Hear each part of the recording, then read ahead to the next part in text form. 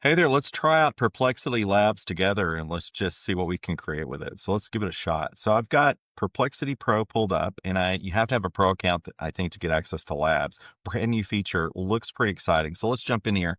I've got this prompt already created, like create a comparative table of the top 10 telemedicine providers, including complexity of integration, pricing, feature, stability, quality, and screenshots. It's pretty typical research that I would do online. And I love Perplexity. I'm a big advocate. So let's just click go and let's see what happens. So left together resources, compiling data, creating the project. And this is an agentic model. So what's going to happen is it's going to analyze this work and use a combination of agents within Perplexity to go out and perform this work on my behalf and come back with results. So we're going to watch it for just a minute, but you're seeing that it's going out to different websites. It's reading different informational elements. Some of this looks pretty familiar to what you're used to when you use Perplexity. But what you're seeing a little bit different is it's learning from the previous answer and it's saying, I need to gather additional information. It's actually going pretty fast, searching for detailed information. It may be because it's having trouble finding it. Some of the information, particularly the pricing, is often a little bit tough for people to find online. So that may be something that's a little bit challenging. Kind of keep going, doing quite a bit of work on Teladoc, American Well, MD Live, Health Tap, Sesame Care, kind of a lesser known company. Lots of different research. And again, could you do this on your own? Absolutely. Perplexity Pro Deep Research does a pretty good job, but the Labs feature, at least from what we're seeing on X, tends to be quite a bit more exciting. And this is kind of what we're doing here. Build anything from analytical reports and presentation to dynamic dashboards and graphics, all available to all pro users. So one of the things that people are really talking about is the ability to create graphics. And so OpenAI Deep Research and of course DeepSeek, a lot of those have been able to do this deep research for a while. But the problem has been is that, to be blunt, you just get walls of information.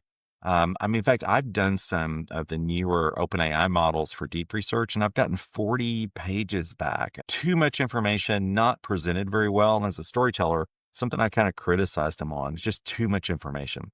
Kind of useful if you're getting the information to distill and maybe use for training a chatbot or creating a project, but not so useful if you're trying to answer a question for a client or come with something with it. And here you're seeing these beautiful graphics that are getting created. Bring your classroom project to life.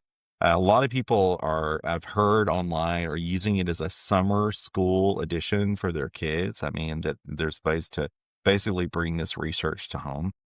Here's one that's searching academic papers and journals, which is kind of useful. Credible research tool. It's looking at major planets, and you're seeing here that it's actually creating visuals of the planets, right? Which is actually pretty powerful. Calculating a very complex quantization model, creating a couple of different screenshots. So you see quite a bit of activity here on X where people are actually using it and kind of demonstrating how useful it is. Lots of positive comments so far. So let's go back over and kind of see where we are. So it's 2 minutes left, still doing our research, still gathering information. Now let's see what's going on. I'm creating a detailed comparison of the top 10 telemedicine providers, and it's actually creating it in Python, which means it's going to create a visual interface for us to look at. Now it's going back and correcting the Python code. That's good. That would be something I would have to do too. Building a simplified comparison table. It's using Python to create a table of telemedicine providers and create a multi-dimensional comparison chat. And you do have to have the pro subscription for this to work. You've got to be on the $20 a month plan, which if you think about it is pretty crazy because some of the OpenAI models or even Claude, we at Rocket Tools, we pay for the premium version of Claude because we want some of those advanced features. But it's just not available to everyone. And I wouldn't recommend, paying $100 a month to have the Claude subscription that we have. But if you're, power user, using it for clients, using it for consulting, it makes a lot of sense. But so for them to make this available in this particular model, it's pretty crazy, actually. One of the things that I've heard a lot online is the ability to create graphics. And you can see these interactive graphics that are being created here. That's pretty crazy too. So one question, 14 minutes, 53 sources, chain of tasks, use Python to plot the graphs. We're actually seeing that real time in our project. So we're going to get to be able to do that. Wrote a complete thesis on the topic. better than any economist with decades of experience would with proper plot trends and data. I think he's pretty hyperbolic there in his statement, but regardless, I'll go and go with it. Here's a knowledge graph. This is a neural network simulator. I don't know if people watched the video I posted earlier this week about building a knowledge graph with Python, but this is actually doing it kind of live in Perplexity, which is actually pretty cool.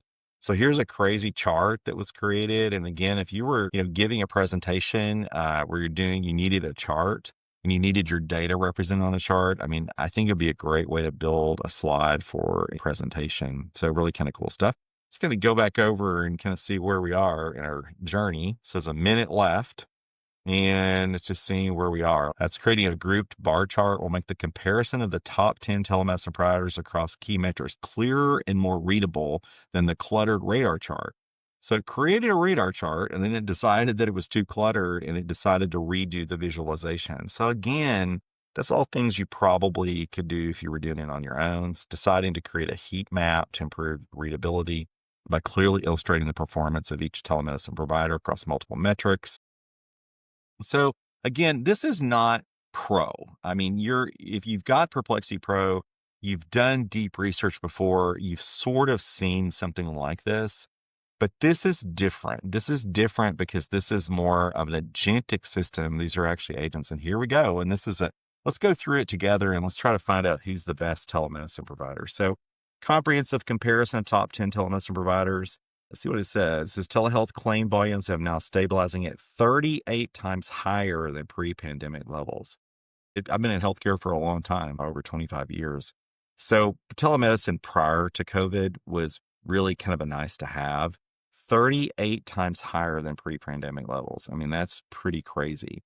So here's the executive summary. Teladoc emerges as the most comprehensive platform with the highest overall performance across all metrics, excelling in global reach and clinical quality. It talks about DoxyME or DoxyMe, most accessible entry point for smaller practices with minimal integration. So that's looking at it from the practice lens as opposed from the company end. So here's the table comparison. Teladoc integration, entering a medium high proprietary cloud platform, comprehensive EMR integration. That's true. Pricing structure, $0 per visit without insurance, $89 per visit. For mental health is $0 to $299 initial.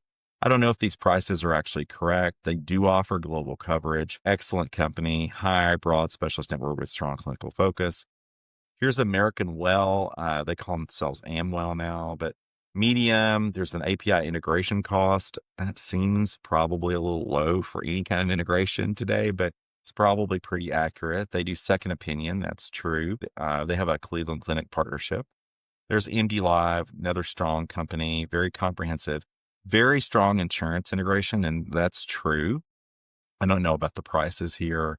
And then they mention high board certified doctors. So maybe they have a higher ratio. Won't go through all these. Health Tap, Sesame Care, Plush Care. It's got some recent and in the news. So medium integration, Doctors on Demand. And then there's finally this DoxyMe, which is a web-based platform, got a free tier, minimal setup. So they did an analysis on the integration complexity, the pricing models, and then here we go. Let's just see what it did. So most modern telemedicine platforms offer diverse features tailored to different clinical specialties and organizational needs. Teladoc leads in feature comprehensiveness with global coverage across 775 companies. Okay.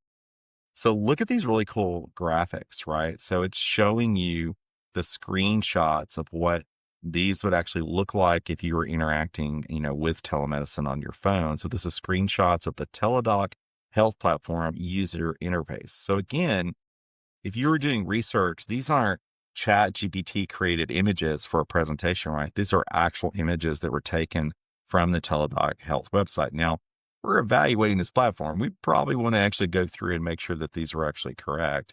And again, keeping going, it looks like here's MD Live showing the doctor selection screen. So if you're putting together a presentation, this would actually be pretty useful. Here's one on the K Health review, choosing therapy, telemedicine. Here's another look at the phone of K Health. Now they're going to talk about stability and reliability metrics. Here's the picture of DoxyMe. Remember, that's that minimal web-based interface, low cost of entry, that sort of point. another picture of Sesame. Now, again, you could do all this work yourself, right? You could probably do the pro version of Perplexity, which would do a very comprehensive list of bringing up these companies. You could go actually and look at all these websites and all this information.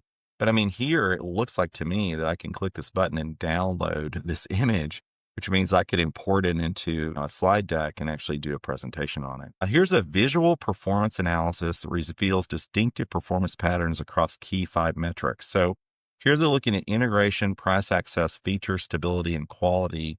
I think you can see why Teladoc actually kind of came to the top because of the features and the stability. And this is the scoring. So it created a 1 to 5 scoring matrix over here. It listed the 10 companies over here, and then it plotted out in this heat map, basically, integration, price access, feature, stability, and quality. I mean, pretty impressive. The other stuff I showed you, you could have done with a screenshot. This would clearly require a lot more work to be able to create that. And then here we're kind of looking at the platform interface analysis. So it's going to look at how do you actually interface. This is Plush Care showing you another picture. Here's going to be a picture of Doctor on Demand. So it's showing us a little bit of all the platforms, which I really like. It's not just picking a couple like Teladoc and MD Live and showing us those. It's actually showing us some of the providers that you may not be used to seeing. And then finding these screenshots would be really hard. I mean, you could find them, but you would have to do a little bit of work. So we're at the end. So recommendations and strategic considerations. Health organizations should prioritize platform selection and specific use cases. If you're looking for price sensitivity, you mentioned Sesame Care. We really didn't go into that one. So this is pretty typical. So here's what I would say about Perplexity Labs.